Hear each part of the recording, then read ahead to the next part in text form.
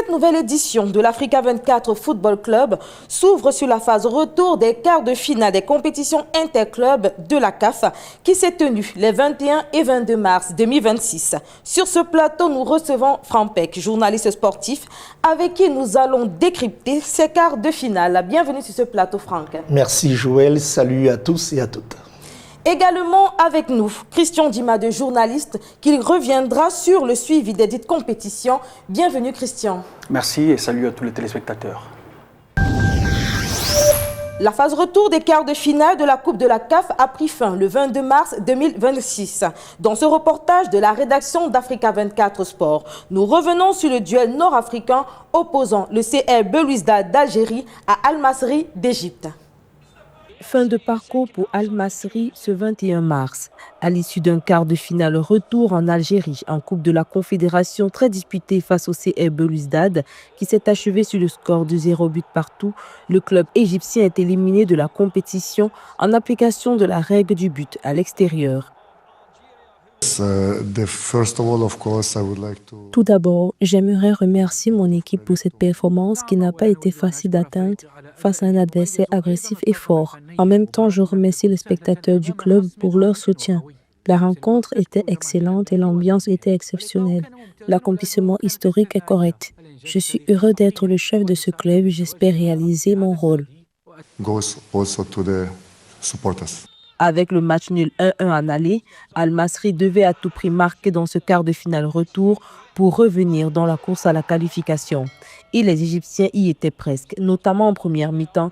Malheureusement, le sauvetage en corner du gardien Farid Chahal met fin à ce qui aurait pu faire basculer cette rencontre. De retour des vestiaires, les Égyptiens intensifient leur pression sur la défense adverse sans pour autant trouver d'issue. Nous avons eu des occasions, des situations, mais en fin de compte, nous avons manqué d'efficacité, surtout quand tu reçois un but dans ton pays. C'est l'objectif du match, c'est ce qui affecte tout le match. Aujourd'hui, nous avons vu une équipe d'Égypte qui était prête sur le terrain, qui avait sa personnalité, qui avait sa performance. Dieu merci, j'ai apprécié ce qu'elle a fait. On s'imagine qu'il y a eu des défauts, mais en fin de compte, félicitations aux joueurs d'Al Masry, ils ont tout donné. Pour le CR Belouizdad, cette place en demi-finale de la Coupe de la CAF signe leur grand retour au sommet de cette compétition. Rappelons qu'ils n'avaient plus atteint ce niveau depuis 1996. Franck, le club algérien CR Belouizdad accède au dernier carré au détriment d'Al Masry, 1-1 en aller en Égypte et 0 but en retour en Algérie. Mais il faut dire que c'est la règle du but à l'extérieur qui prime encore dans les compétitions organisées par la CAF qui a fait la différence. Parce que précisons que c'est 2 nuls à l'aller au retour. Mais tout de même, les Égyptiens ont réussi à inscrire un but à l'extérieur lors du match aller. Et ils ont... En principe, c'est ce qui est recommandé. C'est vrai qu'il y avait tout à refaire au match retour. Mais à partir du moment où vous réussissez tout de même à accomplir cet exploit en inscrivant un but à l'extérieur, le plus important pour vous, au match retour, c'est de préserver vos cages inviolées. On va reconnaître que le match a été très équilibré parce que pour avoir suivi la rencontre, il n'y a pas eu de grosses occasions vendangées. Les deux équipes, là, on va peut-être un peu titiller les garçons d'Al Masry qui n'ont pas été très virulents. Lorsque vous n'avez pas réussi, lorsque vous avez encaissé un but à domicile, au match retour, vous devez être un peu plus incisif pour rapidement crever l'abcès et essayer de gérer le match à votre compte, ce qui n'a pas été le cas pour ce match retour. L'USM Alger rejoint le CR Belouizdad en demi-finale après sa victoire face aux Congolais du Maniema en match retour 1-0 après le 1-2 en aller en faveur des Congolais. Une qualification qui témoigne de la compétitivité du football algérien cette saison.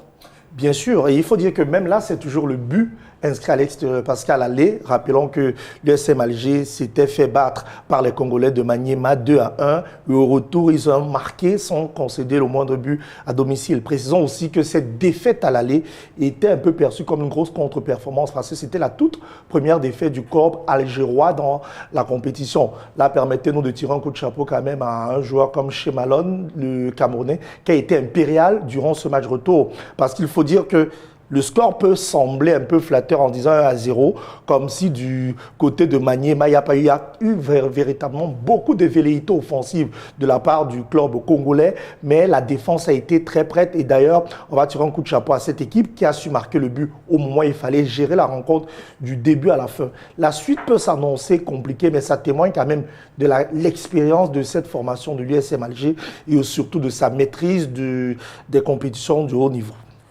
L'Olympique de Safi est en demi-finale. Le tournant du match, l'expulsion du gardien du Wydad, El Mehdi Benabid. Selon vous, justifié ou pas? Il faut dire que c'est un fait du jeu, mais je ne vais pas mettre toute la qualification de Safi sur ce fait du jeu, parce qu'on peut aussi tirer les oreilles quand même du Wydad, quoi qu'on dise. Le Wydad avait de la place pour se qualifier dans ce duel 100% marocain. Sur les papiers, il faut dire que le Wydad partait avec toutes les faveurs des pronostics avant la rencontre, mais ce qu'on a pu voir dans le contenu, c'est rien à voir. D'ailleurs, Safi a pris le taureau par les cornes en ouvrant très rapidement le score.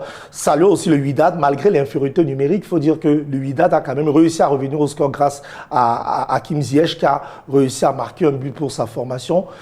Mais je dis, Safi a de quoi à démontrer dans cette compétition. Parce que lorsque vous avez en face une formation comme le Wydad, qui a quand même l'expérience qui va avec, l'actuel deuxième du championnat marocain, avec toute l'expérience qui va avec, et peut-être la petite cerise sur le gâteau, c'est que juste après cette rencontre, la formation du Wydad a limogé son coach parce qu'ils n'ont pas compris comment, lorsque vous vous faites éliminer en quart de finale, et de surcroît face à une équipe qui était largement à votre portée, parce que quoi qu'on dise, il n'y a pas faute entre Safi et Wydad. Je crois que les dirigeants ont compris qu'il fallait peut-être revoir et on annonce un Patrick Carteron de ce côté-là. En plus de la Coupe de la CAF, la Ligue des Champions a aussi tenu son quart de finale retour. Et avec vous, Christian, nous allons tout simplement revenir sur tous les résultats de ces quarts de finale. Oui, les quarts de finale ont livré l'identité des pays qualifiés pour les demi-finales de cette Ligue des Champions 2025-2026. Mamelodi Sundowns, Espérance de Tunis et les deux clubs marocains, AS FAR et RS Berkane, ont aussi validé leur ticket pour les 8 demi-finales. Les affiches, d'un côté, l'Espérance de Tunis affrontera Mamelodi Sundowns, un choc entre deux équipes très régulières sur le continent. De l'autre, le Maroc est assuré d'avoir une équipe en finale de la Ligue des Champions grâce au choc des demi-finales 100% marocain entre l'AS FAR et le RS Berkane. Sundowns s'est qualifié malgré une défaite 2-0 au Mali. Les Sud-Africains ont profité de leur victoire au quart de finale aller, 3-0 du côté de Pretoria. L'Espérance est allée éliminer Al-Ahly à domicile grâce à un but incroyable, but décisif de Hamza Gelassi dans le temps additionnel, précisément à la 94e minute. Score cumulé 4-2. L'AS FAR du Maroc a stoppé le tenant du titre Pyramide FC, 3-2 au final. Et la RS Berkane a arraché la qualification face à Al-Ahly grâce à un but à la 93e minute. Les demi-finales allées se disputeront le 10 avril, tandis que les matchs retour des demi-finales seront le 17 avril. Elles promettent déjà des émotions fortes. Nous suivrons bien entendu ces confrontations pour nos téléspectateurs. Franck, Pyramide FC, champion en titre et l'un des grands favoris de la Ligue des Champions de la CAF, éliminé en quart de finale. Au retour, il faut dire l'AS FAR a pris le match comme il fallait le faire, c'est-à-dire être très incisif. C'est vrai que le premier but est marqué sur contre-attaque. Il marque la contre-attaque, mais il reste toujours dangereux.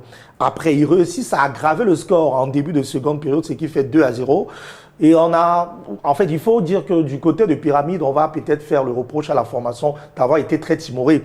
Après avoir pris le premier but, ils ont été un peu trop attentifs. C'est à partir de 2-0 qu'on voit une équipe piquée au vif qui essaie de se redonner parce que juste après, 2 minutes plus tard, Fiston Mayele, qu'on ne présente plus, réussit à réduire le score. Ils essayent de chercher, mais il se faisait déjà trop tard parce que il faut rappeler le règlement, même en cas de 2 buts partout, c'est toujours l'AS FAR qui se qualifiait pour l'avantage du but à l'extérieur. Parce qu'ils ont fait 1-1 chez eux et avec 2 buts inscrits à l'extérieur. Donc il fallait à la formation de Pyramide 3 buts pour espérer se qualifier pour les demi-finales, ce qui n'a pas été le cas. Comme Pyramide FC, Al-Ahly, détenteur de 12 titres, est éliminé. Mais les Mamelody Sundowns de justesse passent en demi-finale. Il faut dire que c'est très surprenant. Je vais commencer par le match des Mamelody, le finaliste de l'édition dernière qui a quasiment garanti sa qualification au match aller en s'imposant 3-0. Mais il faut reconnaître qu'ils sont passés un cheveu de la déconvenue lors du match retour à Bamako. Parce que le stade malien a quasiment tout fait en première période. 2-0 après 40 minutes de jeu, grâce entre autres à un but de Thaddeus Nkeng, le Camerounais. Après la première période, on était déjà à 2-0. Il faut dire que côté malien, on se disait déjà que la qualif était possible parce qu'on avait déjà fait plus de 50% du taf.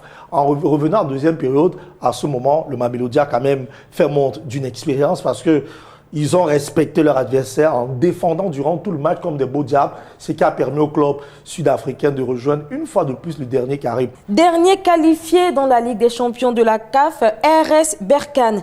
Messieurs, je vous invite à regarder cet extrait de la conférence de presse d'après-match de Mouine Chabani, coach de la RS Berkane. Bien préparé le match, on a bien géré notre match, on a fait les changements qu'il faut faire à temps. Même si on a raté un penalty, mais on trouve encore une fois la personnalité de cette équipe. Dieu merci parce qu'on a marqué à la dernière seconde ou à la dernière minute. Et avant, on a raté des occasions. Franchement, je tire mon chapeau pour le gardien de l'Iran et pour notre gardien aussi. Mais pour lui, dans les deux matchs aller-retour, il a arrêté beaucoup de ballons, il a aidé son équipe. De toute façon, alhamdoulilah, maintenant la première expérience de RS Berkane en Champions League, nous sommes en demi-finale. Que le raid continue, Inch'Allah. Franck, but d'Al Hilal à la 59e minute, annulé à la 60e, pénalty pour RS Berkane, raté à la 61e, coup de chance ou victoire méritée pour les Marocains. Moi, je crois rarement à la chance. Pour nous qui sommes des footeurs, on se dit, même s'il y a chance, la chance doit se provoquer. Vous appelez le Al Hilal. Vous avez toute la qualification en main. Vous jouez à domicile. Et vous faites tout un plat sur un pénalty non accordé à la deuxième période, alors que vous êtes en train de vous faire tenir en échec par une formation comme le RS Berkane qui retrouve les grandes joutes après plus de 30 ans de non-participation au dernier, peut-être en quart de finale. Vous n'avez pas d'excuse, désolé. Vous êtes quand même tenant du titre, plus de 10 fois tenant du titre de cette Champions League. Donc moi, je n'ai aucune excuse pour cette formation. On ne va pas parler de chance ou de malchance. Et moi, je fais partie de ceux-là qui disent qu'il faut toujours faire confiance aux décisions des arbitres. Merci à Franck Peck pour cette analyse détaillée des compétitions interclubs de la CAF. Merci. Mesdames, Messieurs, c'est la fin de cette édition de l'Africa 24 Football Club. Merci également à Christian Dimade pour le suivi de ces compétitions. Merci. Mesdames, Messieurs, retrouvez toute l'actualité concernant les compétitions interclubs de la CAF sur Africa 24 et Africa 24 Sport.